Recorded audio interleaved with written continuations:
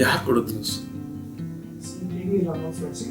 ಅವ್ರು ಕೊಡೋದ್ರಿಂದ ಮಾರ್ಕೆಟ್ ಏನು ಡೌನ್ ಬರಲ್ಲ.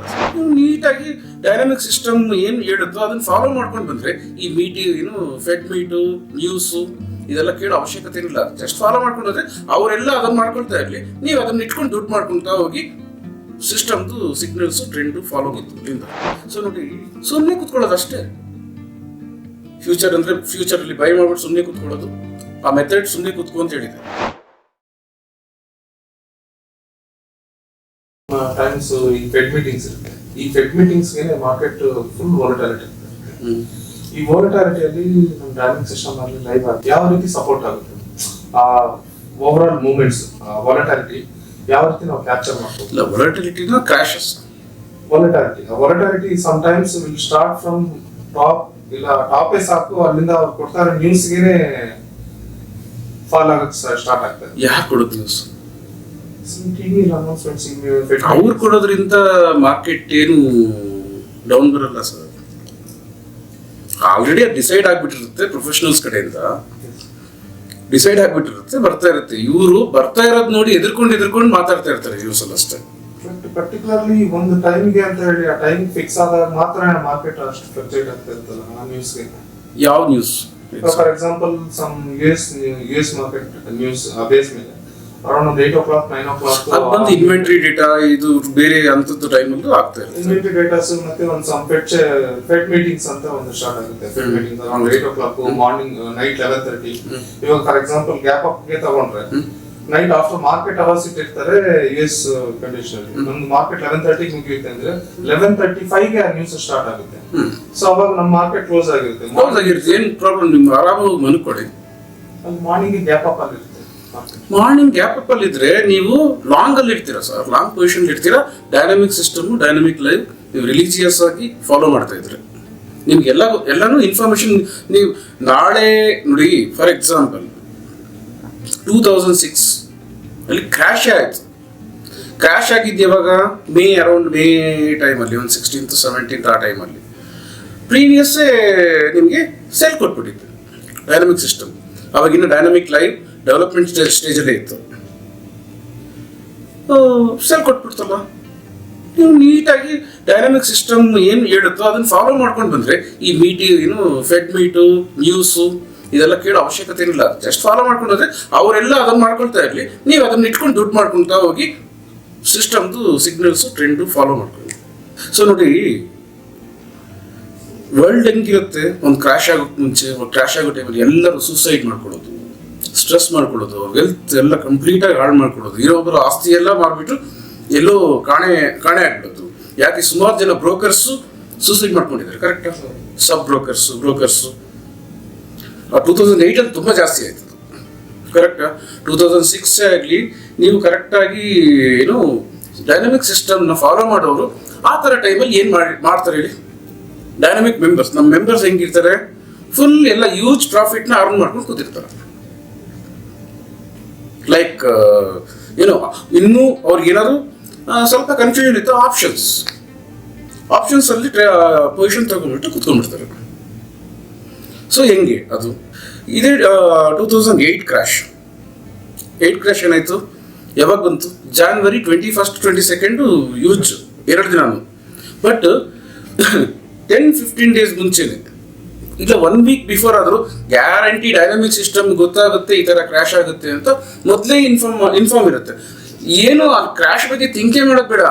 ಈ ಸಿಸ್ಟಮ್ದು ಸಿಗ್ನಲ್ಲು ಮತ್ತೆ ಅದ್ರದ್ದು ಮೆಥಡ್ ಜಸ್ಟ್ ಫಾಲೋ ಮಾಡ್ಕೊಳ್ತಾ ಹೋದ್ರೆ ಆ ಕ್ರ್ಯಾಶ್ ಆದರೂ ಆಗಲಿ, ರ್ಯಾಲಿ ಆದರೂ ಆಗಲಿ, ನಿಮ್ ಕಂಪ್ಲೀಟ್ ಪ್ರಾಫಿಟ್ ಬಂದು ಕ್ಯಾಪ್ಚರ್ ಆಗ್ತಾನೆ ಇರುತ್ತೆ. ರೈಟ್? ಅದೇ 2009 ಅಲ್ಲಿ election result first time 2 days ಹಂಗೆ ಅಪ್ವರ್ಡ್ ಫ್ರೀಸ್. ಕರೆಕ್ಟಾ? ಆವಾಗ ಎಷ್ಟು ದಿನಕ್ಕೆ ಮುಂಚೆನೆ, ಅವಾಗೂ ನಾವು ಡೈನಾಮಿಕ್ ಲೈವ್ನ ಇನ್ನು ಯಾರಿಗೂ ರೀಚ್ ಮಾಡಿಲ್ಲ, ಯಾಕಂದ್ರೆ ಟೆಸ್ಟಿಂಗ್ ಪ್ರಾಸೆಸ್ಸಲ್ಲೇ ಇತ್ತು. ಆವಾಗ ಎಷ್ಟು ಸುಮಾರು ದಿನಕ್ಕೆ ಮುಂಚೆನೆ ಟ್ರೆಂಡ್ ಎಲ್ಲ ಕಂಪ್ಲೀಟ್ ಅಪ್ಪಲ್ಲಿದೆ. ಕರೆಕ್ಟಾ? ಬಟ್ ಸ್ಯಾಟರ್ಡೇ ಏನೋ ರಿಸಲ್ಟ್ ಇತ್ತು, ಮಂಡೇ ಮಾರ್ಕೆಟ್ ಫ್ರೀಸ್ ಸಿಕ್ಕಿಲ್ಲ. ಏನಕ್ಕೆ? ಪ್ರಾಫಿಟ್ ಬುಕ್ ಮಾಡ್ಕೊಳ್ಳೋಕ್ಕೆ ಅಂತ ಇದ್ರು ಸರಿ ನೆಕ್ಸ್ಟ್ ಡೇ ಆರಾಮಾಗಿ ಹೌದಾ ಸಿಕ್ಕಿಲ್ವಾ, ನೆಕ್ಸ್ಟ್ ಡೇ ಮೆಂಬರ್ಸ್ ಫೇವರ್ ಆಗಿ ಇದೆ. ನೆಕ್ಸ್ಟ್ ಡೇ ಏನು ಮಾಡಿದ್ವಿ, ನೆಕ್ಸ್ಟ್ ಡೇ ಬಂದು ಒಂದು ಪ್ರಾಫಿಟ್ ಬುಕಿಂಗ್ ಪ್ಲೇಸ್ ಇತ್ತು, ಆ ಪ್ಲೇಸ್ ಬುಕ್ ಮಾಡ್ಕೊಂಡಾಗ ಎಷ್ಟು ಪ್ರಾಫಿಟ್, ಎಷ್ಟು. ಅದೇ ಆ ಟೈಮಲ್ಲಿ ಬೇರೆಯವ್ರೆಲ್ಲ ಏನು ಮಾಡ್ತಿದ್ರು, ಬೇರೆ ಈ ನಾರ್ಮಲ್ ಮೈಂಡ್ ಸೆಟ್ ಇರೋರು ಏನು ಮಾಡ್ತಿದ್ರು, ಬ್ರೋಕರ್ಸ್ ಎಷ್ಟು ಜನಕ್ಕೆ ಏನೇನು ತುಂಬ್ತಾ ಇದ್ರು ಮೈಂಡಲ್ಲಿ ಅಲ್ವಾ. ಪುಟ್ ರೈಟ್ ಮಾಡಿ, ಕಾಲ್ ರೈಟ್ ಮಾಡಿ, ಈ ರೈಟ್ ಮಾಡಿ, ಆ ರೈಟ್ ಮಾಡಿ ಅಂತ ಅವ್ರಿಗೆ ಎಷ್ಟೆಲ್ಲ ಬ್ರೋಕರೇಜ್ ಬರೋದಕ್ಕೆ ಏನೆಲ್ಲ ದಾರಿ ಇದೆಯೋ ಅಷ್ಟು ಸ್ಟ್ರಾಟಜಿನೂ ಎಲ್ಲ ಟ್ರೇಡರ್ಸ್ಗೂ ಹೇಳಿ ಅವ್ರು ಮಾತ್ರ ದುಡ್ಡು ಮಾಡ್ಕೊಂಡ್ರು ಬ್ರೋಕರೇಜ್ ಅನ್ನೋ ಹೆಸರಲ್ಲಿ. ಕರೆಕ್ಟಾ? ಅದರಲ್ಲೂ ಸಬ್ ಬ್ರೋಕರ್ಸ್ ಅವರು ಇವರು ಬೇರೆಯವ್ರದ್ದು ಇನ್ವೆಸ್ಟ್ಮೆಂಟ್ ಕಡಿಮೆ ಇದ್ದು ಎಕ್ಸ್ಪೋಜರ್ ಜಾಸ್ತಿ ಕೊಟ್ಟು 10 times 5 times ಅಂತ ಕೊಟ್ಟು ಅವರು ಮತ್ತೆ ಪೇನ್ ಮಾಡೋಕ್ಕಾಗಿಲ್ಲ, ಫುಲ್ಫಿಲ್ ಮಾಡೋಕ್ಕಾಗಿಲ್ಲ ಫಂಡ್ ಅಂದರೆ ಇವ್ರು ಔಟ ಎಷ್ಟು ಜನ ಆಗಿದ್ದಾರೆ. ಸೊ ನೀವೇನು ಮಾಡಬೇಕು, ಡೈನಮಿಕ್ ಸಿಸ್ಟಮ್ನ, ಡೈನಮಿಕ್ ಲೈವ್ನ ಕರೆಕ್ಟಾಗಿ ಅದರಲ್ಲಿ ಹೇಳ್ಕೊಟ್ಟಿರೋಂಥ ಮೆಥಡ್ನ ಯೂಸ್ ಮಾಡ್ಕೊಂಡು ಹೋದರೆ 2006 ಆಗಲಿ, 2009 ಆಗಲಿ, 2008 ಆಗಲಿ, 2014 ಎಲೆಕ್ಷನ್ ರಿಸಲ್ಟ್ ಎಷ್ಟು ದಿನದಿಂದ ಬೈಯಲ್ಲಿದೆ. ಜಸ್ಟ್ ಇಂಡೆಕ್ಸ್ ಎಕ್ಸಾಂಪಲ್ ತಗೊಂಡ್ರು, ಬ್ಯಾಂಕ್ ನಿಫ್ಟಿ ಕರೆಕ್ಟ್ ಅಲ್ಲ, ಎಷ್ಟು ಪರ್ಸೆಂಟೇಜ್ ಪ್ರಾಫಿಟ್ ಯಾರು ತಗೊಂಡಿದ್ರು ಒಂದೊಂದು ಇವೆಂಟ್ಗೂ. ಯಾಕೆ ಎಲೆಕ್ಷನ್ ರಿಸಲ್ಟು ಮತ್ತು ಕ್ರ್ಯಾಶಸ್ಸು, ಕ್ವಾರ್ಟರ್ಲಿ ರಿಸಲ್ಟು, ಬೇರೆ ಸಣ್ಣ ನ್ಯೂಸ್ಗೂ ಮಾರ್ಕೆಟ್ ಮೂವ್ ಆಗ್ತಾನೆ ಇರುತ್ತೆ, up down sharp move, fast move ಎಲ್ಲ ಆಗ್ತಾನೆ ಇರುತ್ತೆ. ಅಲ್ಲೂ ಎಷ್ಟು ಪ್ರಾಫಿಟ್ಟು, ಎಲ್ಲನೂ ಡೈನಾಮಿಕ್ ಸಿಸ್ಟಮು, ಡೈನಾಮಿಕ್ ಲೈಫ್ ಅದನ್ನು ಹೆಂಗೆ ಯೂಸ್ ಮಾಡೋದಂತ ಪರ್ಫೆಕ್ಟಾಗಿ ಕ್ವಾಲಿಟಿ ಟೈಮ್ ಸ್ಪೆಂಡ್ ಮಾಡಿ ನೀವು ಕಲ್ತ್ಕೊಂಡಾಗ ಈಸಿಯಾಗಿ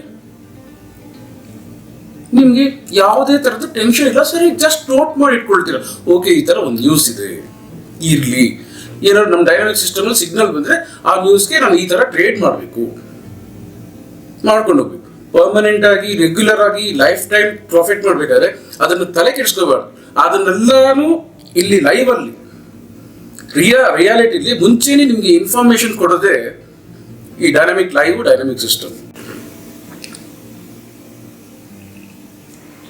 ಬಟ್ 2014 ಎಲೆಕ್ಷನ್ ರಿಸಲ್ಟ್ಗೆ ಈ ನಿಫ್ಟಿ ಮೇ 9th ಸಿಗ್ನಲ್ ಬಂದ್ಬಿಡ್ತು, ಇನ್ನು ಬ್ಯಾಂಕ್ ನಿಫ್ಟಿ ಮೇ 8th ಬಂದ್ಬಿಡ್ತು. ಯಾಕೆ ಸಿಗ್ನಲ್ ಅಂದರೆ intra week long signal, clear. ಅದಕ್ಕೆ ಮುಂಚೆ ಕೆಳಗಡೆನೂ ಸ್ಟ್ಯಾಂಡಲ್ಲಿ ಇದೆ, ಕೆಳಗಡೆ ಹೋಗ್ತಾರೆ, ಎಷ್ಟು ಹೋಗಿತ್ತು ಅಲ್ಲಿಂದ. ಸುಮ್ಮನೆ ಕೂತ್ಕೊಳ್ಳೋದು ಅಷ್ಟೇ. ಫ್ಯೂಚರಲ್ಲಿ ಬೈ ಮಾಡ್ಬಿಟ್ಟು ಸುಮ್ಮನೆ ಕೂತ್ಕೊಳ್ಳೋದು, ಆ ಮೆಥಡ್ ಸುಮ್ಮನೆ ಕೂತ್ಕೊ ಅಂತ ಹೇಳಿದೆ.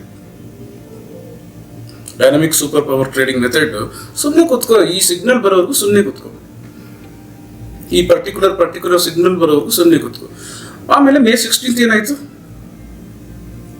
ಫುಲ್ ಯೂಜ್ ಅಲ್ಲಿ ಬಂತು ಸಿಗ್ನಲ್. ಏನು ಸಿಗ್ನಲ್ ಬಂತು, ಯೂಜ್ ವೀಕ್ಲಿ DMBOTS, ಡೈಲಿಲಿ DMBOTS, ಇವನ್ ಮಂತ್ಲಿಲಿ DMBOTS. ಅವಾಗ ಸ್ವಲ್ಪ ಯೂಸ್ ಮಾಡಿಕೊಂಡು ಎಲ್ಲ DMBOTS ಬಂದಿದೆ, ಇವತ್ತು ಇವೆಂಟು ಇಷ್ಟು ಶಾರ್ಪ್ ಮೂವ್ ಆಗಿದೆ, ಅಲ್ಲಿಂದ ಎಲ್ಲ ಎಕ್ಸಿಟ್ ನಿಮ್ಮ ಪ್ರಾಫಿಟ್ ಬುಕ್ ಮಾಡಿಕೊಂಡು ಮತ್ತೆ ಒಂದು ಹೊಸ ಪೊಸಿಷನ್ ಆಪ್ಷನಲ್ಲಿ ಸಣ್ಣದಾಗಿ ಇನ್ವೆಸ್ಟ್ ಮಾಡ್ಬಿಟ್ರೆ ಮತ್ತೆ ಅವತ್ತೇ ಮತ್ತೆ ಡಬಲ್ ಪ್ರಾಫಿಟ್. ಸೊ 2006 ಕ್ರ್ಯಾಶ್ ಆಗಲಿ, 8 ಕ್ರ್ಯಾಶ್ ಆಗಲಿ, 9 ಎಲೆಕ್ಷನ್ 2009 ಎಲೆಕ್ಷನ್ ರಿಸಲ್ಟ್ ಆಗಲಿ, 2014 ಎಲೆಕ್ಷನ್ ರಿಸಲ್ಟ್ ಆಗಲಿ, ಈ ಪರ್ಟಿಕ್ಯುಲರ್ ಮೆಥಡ್ ಈ ಥರ ಯೂಸ್ ಮಾಡ್ಕೊಂಡು ಹೋದ್ರೆ ನಿಮಗೆ ಹ್ಯೂಜ್ ಪ್ರಾಫಿಟೇ ಇರುತ್ತೆ. ಎಷ್ಟು ಜನ ಈ 99 ಭಾಗ, 95 ಭಾಗ, 98 ಭಾಗ ಜನ ಫೇಲ್ ಆಗ್ತಾ ಇರೋದೆ ಏನ್ ಮಾಡಬೇಕು ಅದನ್ನ ಬಿಟ್ಬಿಟ್ಟು ಇನ್ನೊಂದು ಏನೋ ಮಾಡಬೇಕು. ಅದನ್ನ ಮಾಡ್ಕೊಂಡೋಗಿ ಲೈಫ್ ಟೈಮ್ ನೀವು ಮಾರ್ಕೆಟಲ್ಲಿ ಉಳ್ಕೋಬೇಕಾದ್ರೆ, ರೆಗ್ಯುಲರ್ ಆಗಿ ಹ್ಯೂಜ್ ಪ್ರಾಫಿಟ್ ಮಾಡಬೇಕಾದ್ರೆ ಇದೊಂದೇ ದಾರಿ.